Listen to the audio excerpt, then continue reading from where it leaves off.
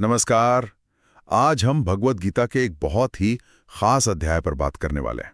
10वां अध्याय, विभूति योग। हाँ, नमस्कार। विभूति योग, ये नाम ही अपने आप में बहुत कुछ कहता है। बिल्कुल। और आज का हमारा सवाल भी सीधा सा है पर गहरा है। ईश्वर या कहें परमात्मा, वो हर जगह हर चीज में कैसे समाया हुआ है, उसे महसूस कैसे करें, ये समझने की कोशिश करेंगे हम, जो हमें अंश मिले हैं उनके आधार पर। सही कहा। अक्सर क्या होता है कि गीता के जो शुरू के अध्याय हैं, उनमें आत्मा, कर्म, ज्ञान, इन सब पर ज्यादा जोर रहता है, सूक्ष्म बातें हैं। हाँ, बिल्कुल। लेकिन ये अध्याय विभूति योग, ये हमें एक तरह से प्रैक्टिकल रास्ते दिखाता है कि दुनिया में, अपने आसपास की चीजों में उस दिव्यता को कैसे महसूस करें। हाँ, और माहौल वही है, कुरुक्षेत्र का मैदान। अर्जुन है जो ज्ञान के सागर में गोते लगा रहा है। आत्मा, कर्म, योग, ये सब समझ तो रहा है, पर एक सवाल मन में अभी भी है कि भाई, ये जो मेरा दोस्त है, मेरा सारथी कृष्ण, ये आखिर कैसे इस पूरी कायनात के, इस सृष्टि के जर्रे जर्रे में मौजूद है। बिल्कुल। तो आज की हमारी ये चर्चा, ये गहन विश्लेषण इसी खोज पर है।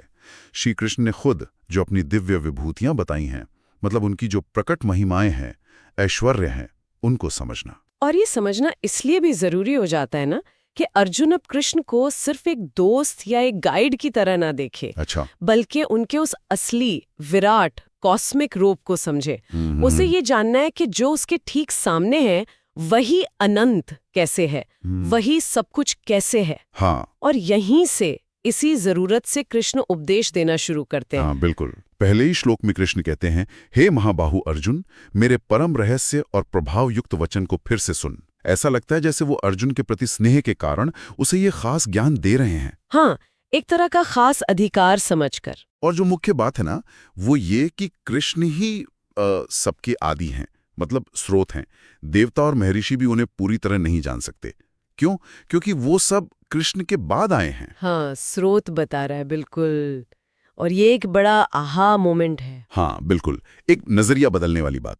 हाँ, कि हम एक व्यक्ति कृष्ण से हटकर उस ब्रह्मांडीय सिद्धांत की ओर बढ़ रहे हैं जिसे कृष्ण कहा जा रहा है। सही। ये समझना कि हर चीज का, देवताओं का भी, ऋषियों का भी मूल स्रोत वही एक है। हाँ, और इसका नतीजा, इसका फल क्या है? हाँ। जो इस अजन्मे, अनादि, लोकों के महान ईश्वर को जान लेता है, वो मोह से, भ्रम से मुक्त हो जाता है।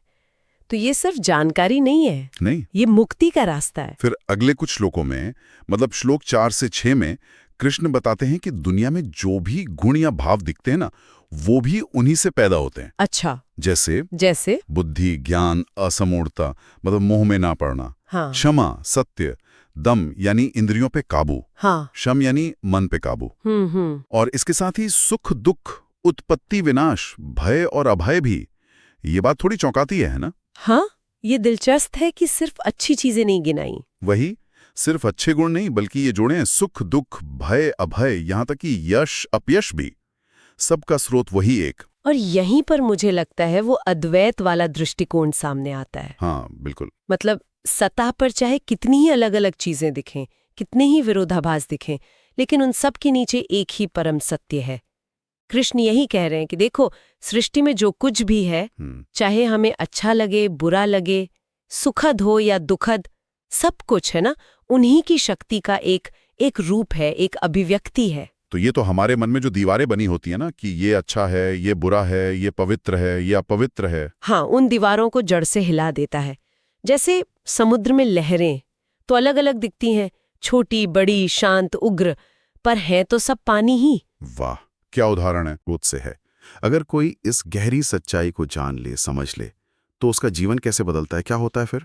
कृष्ण कहते हैं श्लोक 7 और 8 में कि ऐसा व्यक्ति अविकम्पेन योगेन युज्यते, मतलब वो बिना हिले डुले एकदम स्थिर भक्ति योग से जुड़ जाता है। अविचल भक्ति। हाँ, अविचल भक्ति। और श्लोक 10.8 तो जैसे इस पूरे अध्याय का सार है, निचोड़ है। कौन सा? अहम सर्वस्य प्रभवो मत्तः सर्वम प्रवर्तते। अच्छा। मैं ही सबका मूल उद्गम हूँ, मुझसे ही सब कुछ संचालित होता है, सब कुछ प्रवाहित होता है। ये जानना फिर सिर्फ दिमाग का खेल नहीं रह जाता। नहीं, ये दिल में सीधी भक्ति जगा देता है। बिल्कुल सही। यहाँ पर ज्ञान और भक्ति का जो रिश्ता है वो कितना साफ दिखता है। हाँ, जब ये समझ अंदर उतरती है कि अरे यही कृष्ण पूरी सृष्टि का मूल कारण है, तो अपने आप ही उनके लिए प्रेम, श्रद्धा, एक समर्पण का भाव वो जाग जाता है। बिल्कुल। सच्चा ज्ञान सिर्फ इंटेलेक्चुअल एक्सरसाइज नहीं है, वो बदलता है, वो ट्रांसफॉर्म करता है, वो दिल को छूता है। हाँ, जानना ही प्रेम करने का, समर्पित होने का आधार बन जाता है। और ऐसे भक्तों की फिर अवस्था कैसी होती है, मतलब जो इस तरह से जुड़ गए हैं, उनकी लाइफ कैसी होती है? कृष्ण आगे बताते हैं श्लोक 9 से 11 में कि ऐसे लोगों का मन, उनके प्राण पूरी तरह उन्हीं में लगे रहते हैं, कृष्ण में। वो आपस में भी मिलते हैं तो कृष्ण की ही बातें करते हैं, उनके गुणों को याद करके संतुष्ट रहते हैं, आनंदित रहते हैं। ये बहुत सुंदर वर्णन है। है ना? और कृष्ण का वादा भी है कि वो ऐसे प्रेम करने वाले भक्तों के हृदय में बैठकर उनके अज्ञान के अंधेरे को ज्ञान के दीपक से नष्ट कर देते हैं। ये कितनी खूबसूरत बात है। हाँ, और यहाँ भक्ति को सिर्फ कोई पूजा पाठ या कर्मकांड की तरह नहीं दिखाया गया है। नहीं, ये एक होने की अवस्था है, एक स्टेट ऑफ बीइंग। एक लगातार प्रेम भरी तल्लीनता, एक एनगल्फमेंट। सही। भक्त का पूरा जीवन ही जैसे ईश्वर के इर्द गिर्द घूमने लगता है। और ये दिव्य कृपा, डिवाइन ग्रेस की बात भी है कैसे? कि कैसे एक समर्पित हृदय खुद ही ज्ञान पाने का पात्र बन जाता है। ईश्वर स्वयं अंदर से रास्ता दिखाते हैं, अंधेरा हटाते हैं। कृष्ण की ये बातें सुनकर अर्जुन तो मतलब एकदम अभिभूत हो जाता है। होना ही था। श्लोक 12 से 18 में वो स्तुति करता है परम ब्रह्म, परम धाम, परम पवित्र। वो कहता है कि हाँ, नारद, व्यास जैसे बड़े बड़े ऋषि भी तो यही कहते आए हैं। हाँ, वो स्वीकार करता है जो ऋषि कहते हैं। हाँ, उसकी अपनी अनुभूति और ऋषियों के वचन मेल खाते हैं। लेकिन फिर वो एक बहुत ही प्रैक्टिकल सवाल पूछता है ना? हाँ, बिल्कुल। वो कहता है, हे प्रभु, ठीक है, मैं मानता हूं आप ही सब कुछ हैं, पर आप अपनी उन दिव्य विभूतियों को थोड़ा विस्तार से बताइए जिनसे आप इन सारे लोकों में फैले हुए हैं, ताकि मैं आपका चिंतन कर सकूं।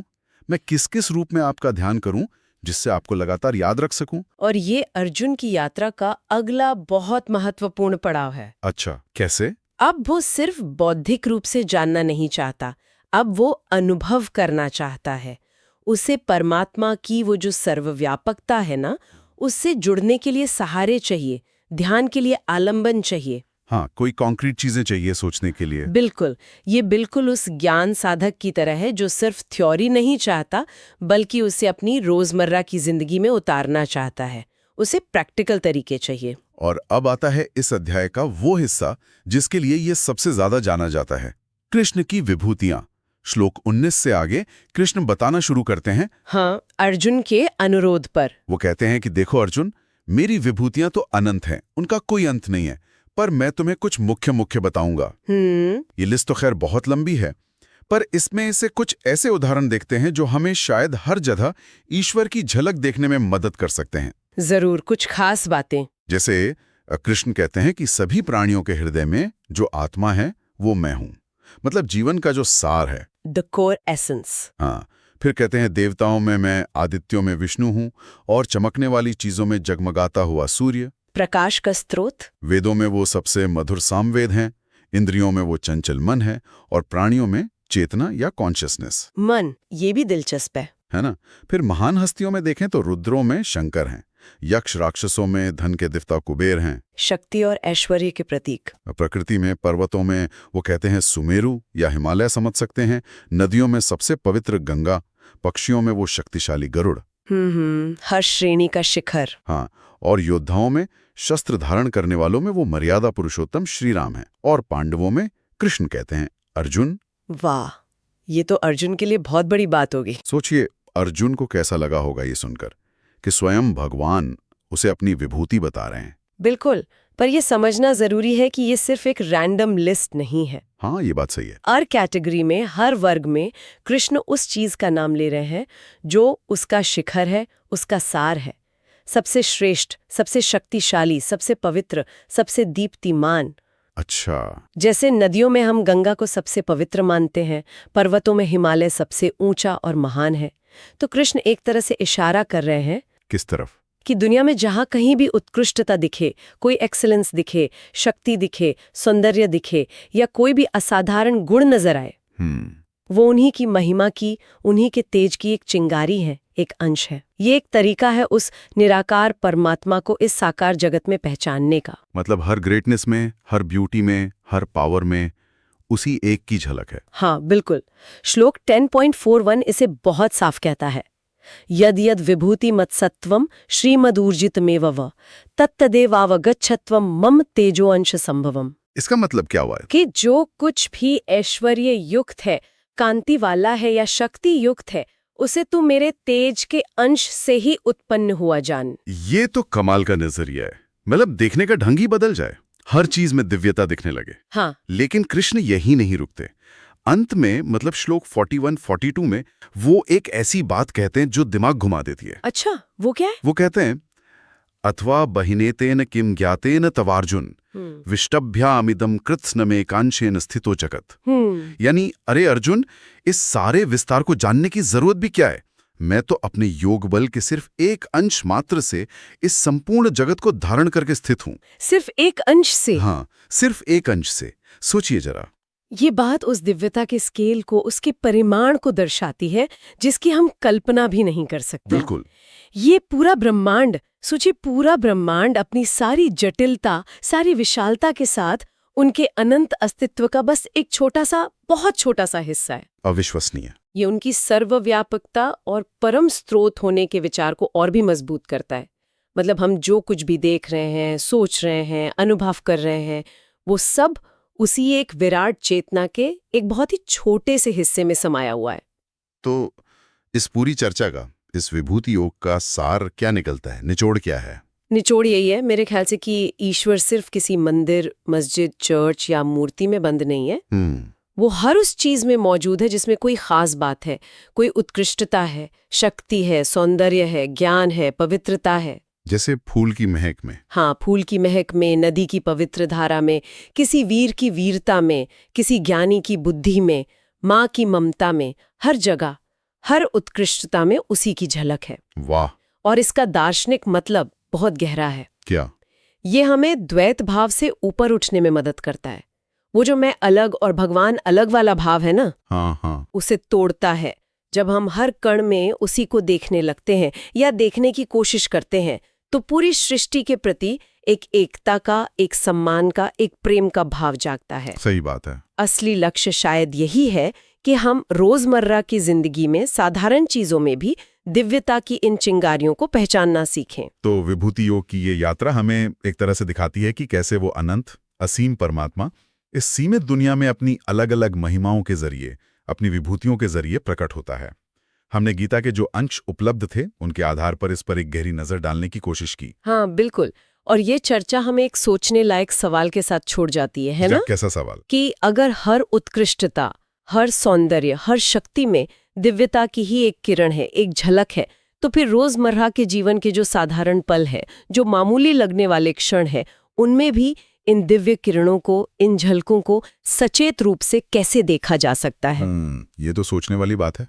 और अगर ऐसा नजरिया बन जाए, अगर हम ऐसा देखना सीख जाएं, तो दुनिया के साथ हमारा रिश्ता, हमारा व्यवहार, वो कैसे बदल सकता है?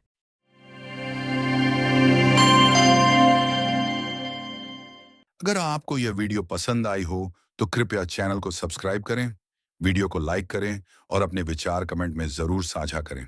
आपका सहयोग हमें और भी अच्छा कंटेंट बनाने की प्रेरणा देता है।